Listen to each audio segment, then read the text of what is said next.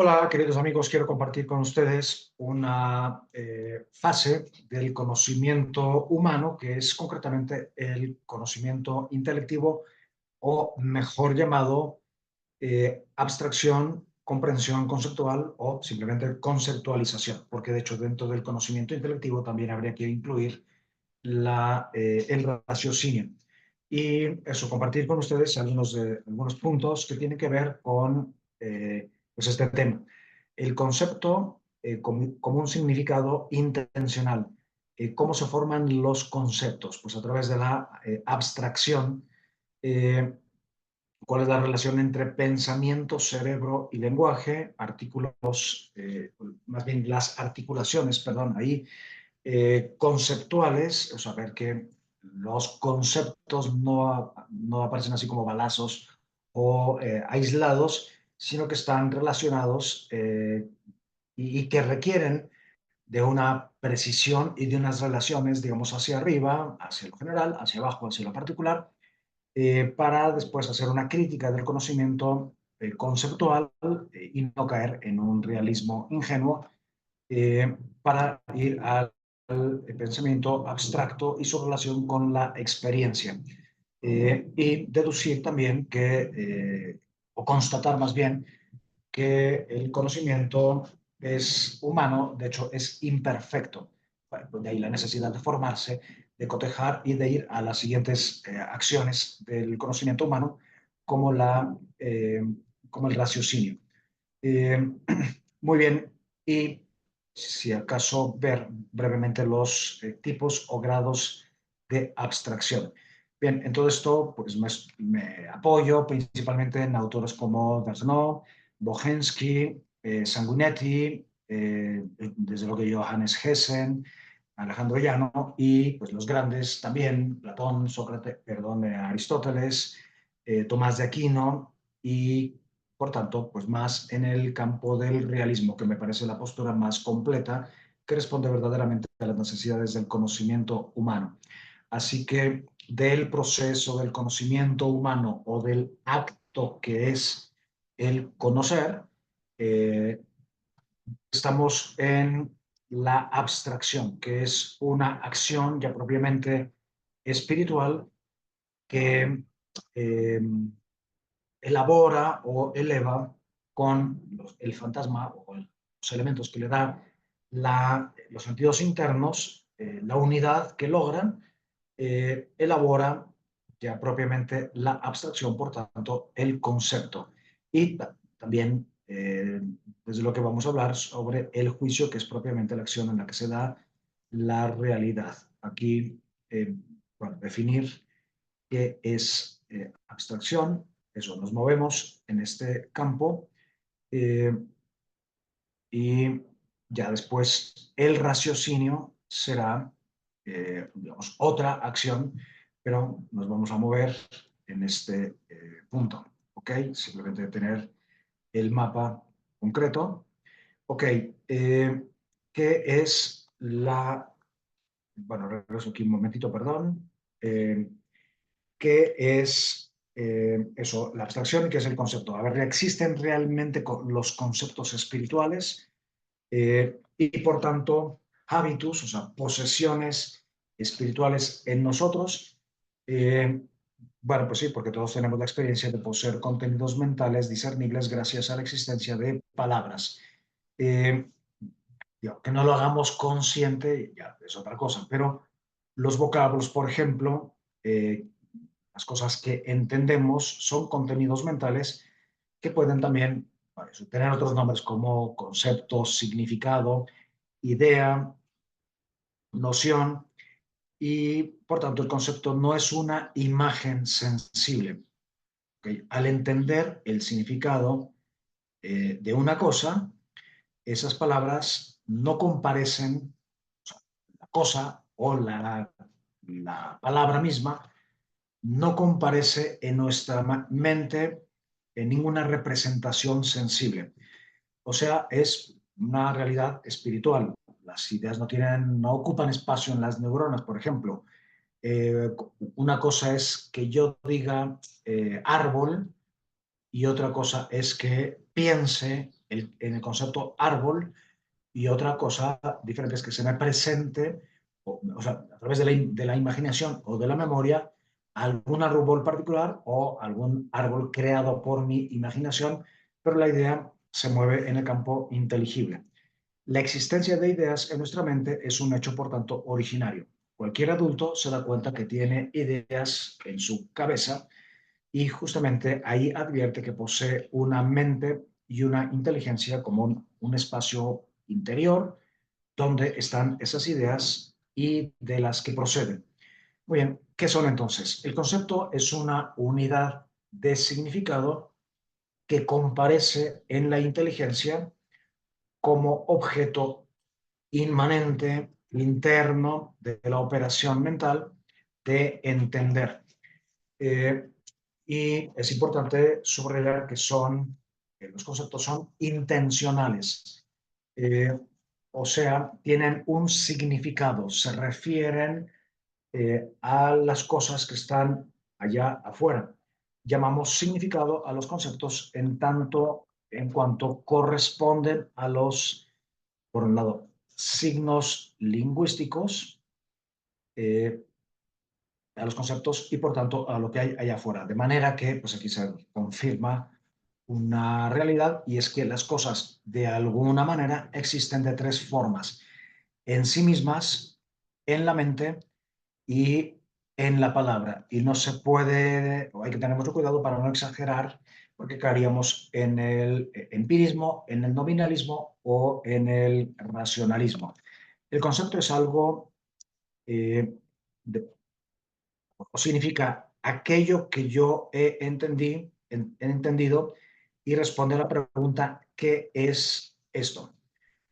A lo que la cosa realmente es. Muy bien, ya la formación del concepto, pues la abstracción es la operación intelectual que separa y capta un contenido inteligible partiendo de una experiencia. Por ejemplo, la palabra sexo, sexualidad, sexuado son abstracciones que corresponden con realidades que hay allá afuera y no son meras palabras o meros constructos, aunque ciertamente en el campo de la sexualidad pues hay mucho de constructo, y, o sea, mucho de cultural, mucho ya de la experiencia personal de cada uno, pero al ser una abstracción se refiere también evidentemente a cuestiones que hay ahí en la realidad de carácter, por ejemplo, biológico y otros. Incluso cuando uno hace referencia a la sexualidad de una persona, pues hace referencia a algo que hay afuera, que es pues, el concepto, la vivencia que esa persona tenga de este u otro concepto. Eh, Muy bien. ¿Cómo se forman? Pues en una especie de elevación, o sea, esa operación eh, intelectual, eso sería como una elevación por parte de la inteligencia y pues esta elevación, por así llamarla, no depende de nuestros controles racionales. Eh, el concepto general pues ha sido abstraído de las experiencias, por ejemplo, la casa o árbol. La abstracción está facilitada por la semántica social, por las palabras, por la propia cultura, y el nacimiento de una nueva abstracción es siempre un paso adelante en la inteligencia. Por eso pues, es tan importante la educación, aprender eh, y aprender a aprender. Así que no se parte de una sola experiencia perceptiva, sino de muchas experiencias asociadas a otros contenidos conceptuales previamente comprendidos que orientan hacia nuevas comprensiones. O sea, no estamos los seres humanos continuamente abstrayendo nada más conceptos aislados, sino que estos vienen relacionados con los demás. Eh, Tras un primer momento de elevación hacia el pensamiento abstracto, sucede un segundo momento que es el retorno a la experiencia. Es decir, esto es un árbol. Es lo que los clásicos, Tomás de Aquino, llama la conversión ad fantasmata, o sea, el regreso a la fantasía, a la a la cosa presentada por, o sea, a la cosa misma o a la materia, por así decir, de la abstracción. Eh, Después, otro tema fundamental y súper extenso, del cual pues aquí solamente podremos hacer una eh, referencia. Perdón, que estoy aquí, se me repitieron, o bueno, repetí unas diapositivas. Voy a pasar al tercer tema, que sería la relación entre pensamiento, cerebro y lenguaje. Eh, Muy bien, nuestro pensamiento está radicado en nuestro cerebro en la medida en que está vinculado a símbolos, experiencias sensibles, etc. O sea, ¿quién piensa? ¿El cerebro? ¿Yo? ¿La inteligencia? ¿Es el cerebro el órgano del pensamiento? ¿O qué relación hay entre cerebro y pensar? Ciertas estructuras nerviosas de nuestro cerebro constituyen una unidad con nuestras representaciones sensibles. Nuestro pensamiento está radicado en nuestro cerebro en la medida que ya he dicho, ¿no? O sea, esa doble conexión nos permite dar algunas interpretaciones, ¿no? Eh, Yendo un poquito más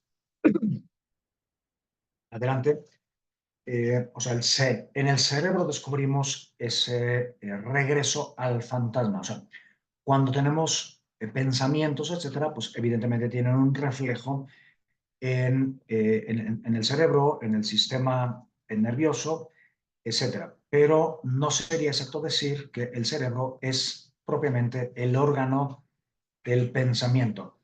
El acto espiritual, o sea, por ejemplo, pensar un triángulo, un círculo, un número, eh, trasciende hasta tal punto la materia que ningún evento material le es proporcionado, como dice el profesor Sanguinetti.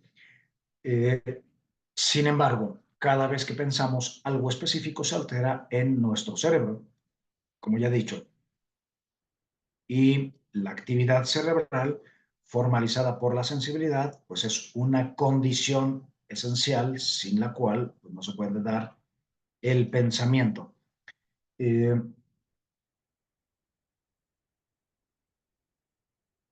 y bueno, sobre eso faltaría añadir que el pensamiento es la fuente del lenguaje y no al revés.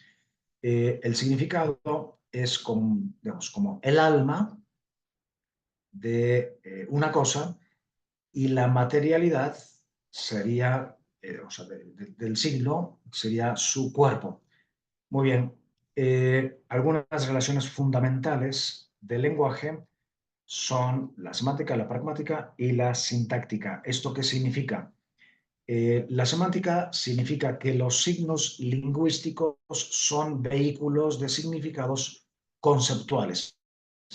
Por eso es tan importante en todas las personas formar verdaderamente en el lenguaje. Y estoy pensando también en personas que tienen dificultades para expresarse por todas las posibles razones que sea. Es posible, habría que tener mucho cuidado, mucha creatividad para acompañar a las personas verdaderamente a utilizar signos lingüísticos eh, claros y, pues, en la medida de lo posible, eh, también, pues, múltiples.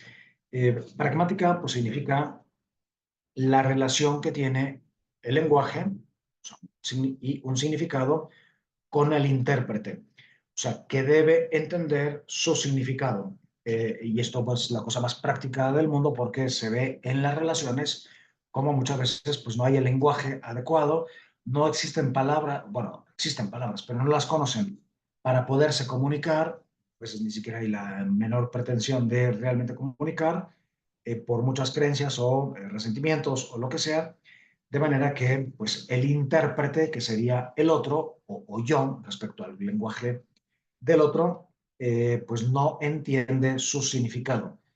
Así es que pues hay que ser bastante pragmático para que verdaderamente se comprenda aquello que se quiere decir en la pareja, en el trabajo, en la familia, la relación en general. Y tiene también una relación sintáctica, que significa pues la relación recíproca entre los signos, entre las palabras, y ya desde el punto de vista del conocimiento, los fines del lenguaje pues son la fijación y evocación del pensamiento, la comunicación de nuestros pensamientos a los demás y pues todo lo que tiene que ver con el actuar y el comunicar, aunque comunicar la verdad es ya una acción que influye en el otro. Ya después, sobre la naturaleza del lenguaje, pues habría que decir que el lenguaje es una objetivación cultural del pensamiento. El lenguaje siempre es dialógico, es o requiere del acto hermenéutico. Hermenéutico significa interpretación. Así que la, en las relaciones de cualquier tipo que ya he mencionado antes, no se puede dar por sentado que yo he entendido una cosa. En muchísimos casos tendría que preguntar exactamente qué quiso decir el otro, porque igual su lenguaje además no fue claro. Eh, igual, entonces debo comprender al otro y hacerme comprender, porque muchas veces las personas, por muchas razones, en realidad no entienden lo que uno realmente quiso decir, porque además lo pudo haber dicho inadecuadamente, poco claramente, o pues con desconocimiento de términos, de significados, etcétera. Y es sumamente común. Además de que la otra cara de la moneda es que muchas veces, de hecho, se manipula en la pareja, en la política, en las ventas, se manipula al otro justamente porque ignora la totalidad del significado de algún concepto, de alguna proposición, de algún juicio, etcétera. Ya yendo a las articulaciones conceptuales, significa que, eh, primero, el concepto pues, es una realidad universal. Es una primera característica, o sea, gracias a la abstracción, el concepto es asumido como una unidad diversa de las cosas materiales, individuales captadas por los sentidos. Eh, segundo, eh, ya después los conceptos, pues no los arrojamos así a disparos o aisladamente, sino como pues, en un discurso, en una conferencia, en una plática, en una charla, en una cápsula. Los conceptos suelen usarse en proposiciones. O sea, entonces, ¿qué es un juicio? Un juicio es una afirmación y una negación de algo. O sea, son bastante simples. Ok. Otra cosa son las proposiciones. Ok. Así que un juicio es la operación intelectual completa, pero simple. Eh, en cambio, una proposición, pues es ya, como el nombre lo dice, la atribución de un predicado a un concepto, que es exactamente esto que yo acabo de hacer, ¿no? Eh, atribuir un predicado a un concepto significa, por ejemplo, decir, pues es natural que en los matrimonios haya dificultades o las dificultades son propias del matrimonio. Y de ahí habría que ir al raciocinio, perdón, que sería ya por lógica o por causalidad sacar conclusiones de una determinada realidad. Por ejemplo, eh, una propiedad del matrimonio es el compartir las cosas. Luego, Juan y Juanita están en un matrimonio, deberían compartir sus cosas o deberían llegar a arreglos ante alguna dificultad, ¿no? Bueno, y después veremos que estas acciones de la lógica y de la causalidad se pueden ir hacia arriba o hacia abajo, o sea, deducir o apelar, digamos, a principios. Ya después está la maravillosa el maravilloso mundo de los predicables. Predicables es aquello que se puede predicar de una cosa. Eh, o sea, en una definición, o sea, en un juicio y una proposición, pues tiene que haber claridad sobre lo que se está, sobre lo que es aquello de lo que se está hablando, una cosa.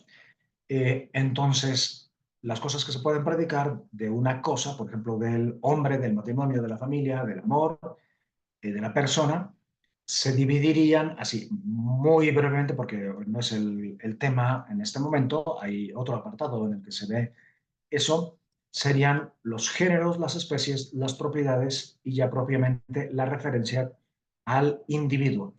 Por ejemplo, bueno, los géneros, pues es un concepto que suele comprenderse hacia arriba.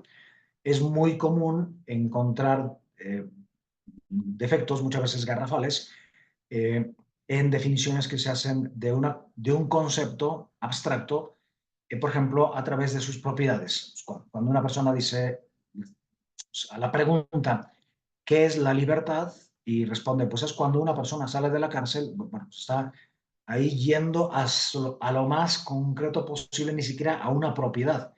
Está yendo a un ejemplo, a una anécdota, y evidentemente, pues eso no puede dar una noción de libertad. Por eso es importante con los niños, adolescentes, jóvenes y adultos, hacer ejercicios de definición. O sea, ¿qué es? Entonces, en realidad, habría que ir de arriba hacia abajo. Entonces, o sea, de los géneros, después la especie, las propiedades que puede tener únicamente esta cosa que estoy, ¿cómo se llama?, definiendo, o puede compartir propiedades con otras realidades. Por eso es importante ser muy afinado. Un ejemplo, eh, familia o matrimonio, ¿qué es? Pues yo lo puedo definir a partir de un matrimonio o una familia concreta que yo conozco, ¿no? El matrimonio tiene una casa blanca, tiene 5 habitaciones, 2 baños. No, no, además de que eso, bueno, es totalmente inapropiado, porque además en tal caso serían cualidades de una casa, no tanto de un matrimonio. Ok, yendo de arriba hacia abajo, habría que decir, por ejemplo, sin decir todo, porque no voy a ser exhaustivo, evidentemente, en tan poco tiempo, pero ¿qué es un matrimonio? ¿Qué es una familia? Pues una relación, que sería lo más general. Ah, entonces todas las relaciones son un matrimonio. No, ya de ahí vamos bajando, por ejemplo, a la especie. El matrimonio pues sería una relación de funciones. Eh, ya habría que especificar eso, ¿no? El siguiente escalón o nivel serían las propiedades. El matrimonio pues, tiene algunas cualidades como son el carácter público, religioso, la promesa y la aceptación, la donación del otro, o sea, bueno, recíproca, bien son propiedades. Ya bajando más concretamente la referencia al individuo, sería concretamente el matrimonio cristiano, por ejemplo, que tiene pues estas propiedades particulares. Y así habría que ir, para iluminar la vida de las personas, pues a un matrimonio, a una pareja de carne y hueso particular. O sea, la comprensión del concepto no tiene por qué ser exhaustiva, o sea, pero sí tener lo suficiente, los suficientes elementos, las suficientes articulaciones conceptuales para no perdernos en, o en vaguedades, por ejemplo, decir que pues, es nada más una relación, o en anécdotas y en concreciones tales pues, que no está claro que apliquen a, eso, a las realidades en general. Muy bien, después, eh, a ver, se conoce la totalidad de las cosas, el conocer, conocemos toda la realidad, pues evidentemente no, ni se conoce el todo, ni el universo, el mundo u otras palabras que de hecho habría que precisar el contenido y el significado. Entonces habría que hacer algunas como conclusiones. No conocemos del mismo modo las cosas materiales, las temáticas humanas, los objetos culturales, a nosotros mismos, a las demás personas, a Dios, a los seres espirituales, etcétera. Por otro lado, o dos, los conceptos no son todos del mismo tipo. Hay una variedad o razas, por así decir, como ya hemos visto, de conceptos. O sea, una cosa es la palabra sol, oxígeno, nitrógeno, familia, amor. Hay conceptos que significan una sola cosa, conceptos que significan muchas cosas que no tienen nada que ver entre sí, conceptos que significan varias o muchas cosas que efectivamente sí tienen que ver entre sí. Eh, Después hay un problema de los universales, significa, perdón, que, a ver, ¿en qué consiste la universalidad de un concepto? O sea, hay una caja en algún lado, en el mundo de las ideas, por ejemplo, para Platón, donde estén los conceptos y de la cual los bajamos, eh, ya corrientes o posturas que vamos a ver después, como el nominalismo, el conceptualismo, o el racionalismo, nos, por ejemplo, algunos exageran la importancia del concepto, otros lo desprecian prácticamente. Para el nominalismo no existiría una auténtica universalidad ni conceptual ni real. O sea, árbol no corresponde realmente a los árboles que hay allá afuera. En cambio, el conceptualismo o el racionalismo más bien sostendría la existencia de ideas universales, pero solo en la mente humana, que no corresponden a lo que hay ahí afuera. Así es que la línea por la que hay que ir, que digamos es más equilibrada, sería el realismo aristotélico tomista, o el realismo en general moderado, eh, en el cual el concepto universal significa una verdadera naturaleza común a muchos, por ejemplo, árbol, pero contiene aspectos lógicos, o sea, inmateriales. No existe tal caja de conceptos. Muy bien, ya después habría que ir al pensamiento abstracto y su relación con la experiencia. Se puede llegar a conocer por la experiencia. Los antiguos y clásicos medievales dirían que no, que la área, digamos, del conocimiento propiamente hablando sería la inteligencia es una abstracción. Sin embargo, o sea, en realidad sí, porque pues al describir el proceso del conocimiento humano y partir por la experiencia, pues sí, evidentemente no es que rechacen, condenen la experiencia. Eh, y ya en la filosofía moderna y sobre todo contemporánea en el siglo XX, pues se ha desarrollado mucho más la relación que hay entre conocimiento y la experiencia. La experiencia no se reduce, perdón, al conocimiento sensible, sino que como vimos en el conocimiento sensible, hay ya un aspecto psíquico o un nivel, eso es metafísico en la experiencia humana. Así que pues, también pues, afirmar que la experiencia humana se basa en la participación activa en el campo al que se aplica, por tanto, desde una cierta experiencia. La experiencia humana eh, se basa en la parte, porque, perdón, ya lo dije, no toda experiencia, eh, bueno, perdón que regrese, que a veces me acelero un poco. Eh, Sobre esto, o sea, ¿qué significa que la experiencia humana se basa en la participación activa en el campo en el que se aplica? Que para aprender una actividad, el amor, el sufrimiento, la valentía, eh, la adoración, la empatía y otras, pues hay que tener la experiencia de eso, de aquello que se quiere conocer, ¿no? Cuando es concreta o concreto el conocimiento. Por ejemplo, se puede hablar de la experiencia humana, la experiencia de Dios y todas las otras eso, significados de experiencia que van en esa línea. Sin embargo, no toda experiencia es deseable, pues la participación en el mal es nociva, de hecho, para el sujeto. Hay algunas experiencias llamadas per accidents, o sea, que no las hemos buscado, pero que las hemos vivido. Son como coincidencias que nos suceden y que pues estamos llamados a darles una solución, tanto si son positivas como negativas. Eh, y bueno, normalmente las experiencias negativas son restrictivas y no contribuyen a la comprensión. Eh, por ejemplo, ciertas experiencias quitan la capacidad de percibir el bien para razonar o malos hábitos después ya pues, nos impiden razonar adecuadamente sobre algo. O sea, las dependencias, los vicios van haciendo que pues, terminemos pensando cómo actuamos.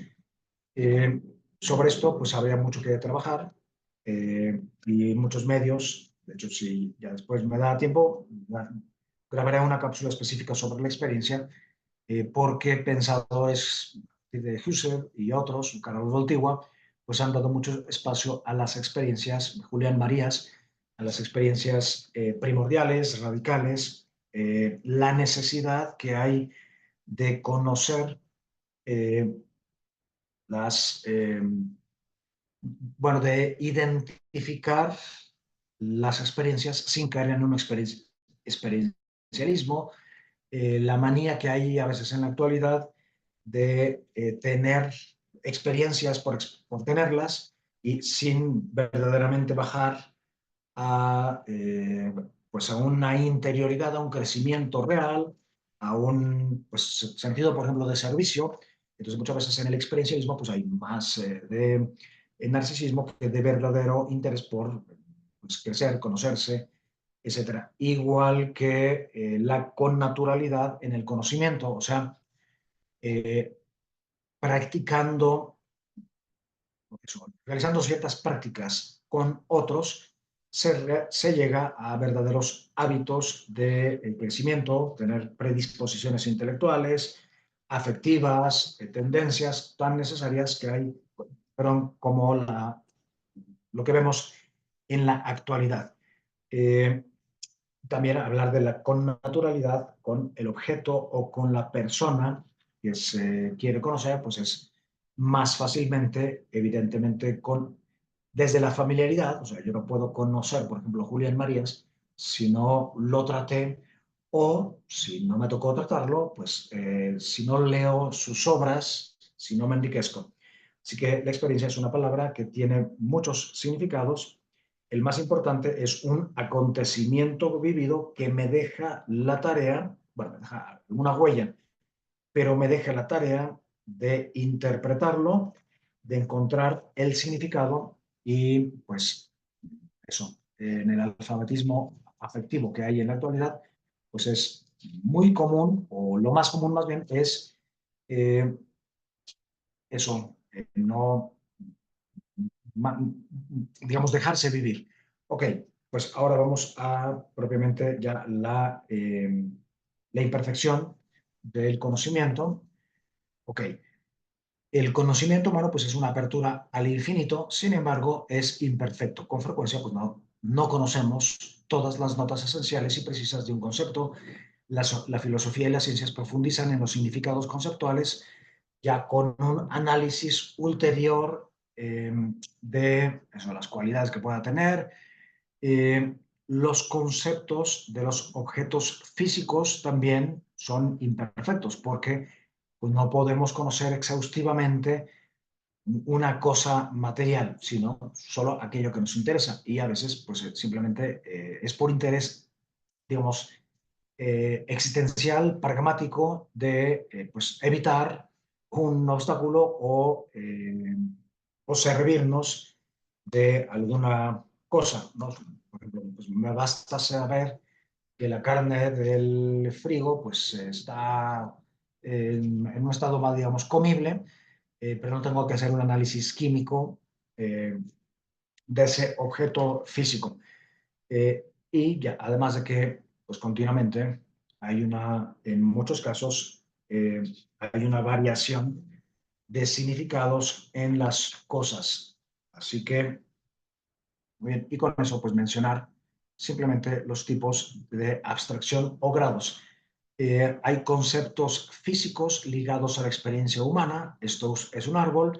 Conceptos matemáticos es un grado de abstracción mayor, triángulo, o las diversas operaciones, que sería el siguiente nivel, o sea, conceptos físicos, científicos, conceptos físicos o conceptos científico-físicos, que tienen que ver ya con las fórmulas, por ejemplo, que expresan algunas leyes, tanto matemáticas como físicas, químicas, etcétera. Después hay nociones psíquicas. eh, Además, después hay una comprensión lógico-lingüística y más arriba por aquí digamos, los grados entre los que están en el número 3 y 5 y el 6, perdón, no es que estén unos encima del otro, ni hay una clara y neta distinción.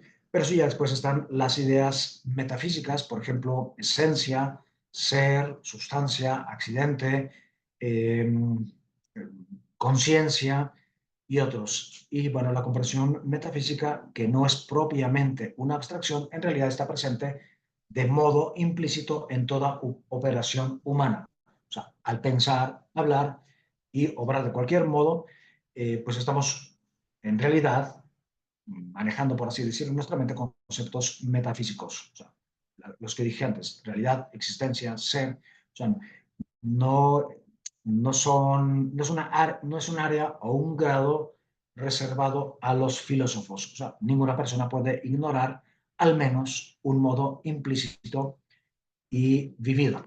Genial, pues lo dejamos ahí. Espero que nos haya ayudado este repaso o esta exposición de este tema tan fundamental para después ir ya propiamente al raciocinio.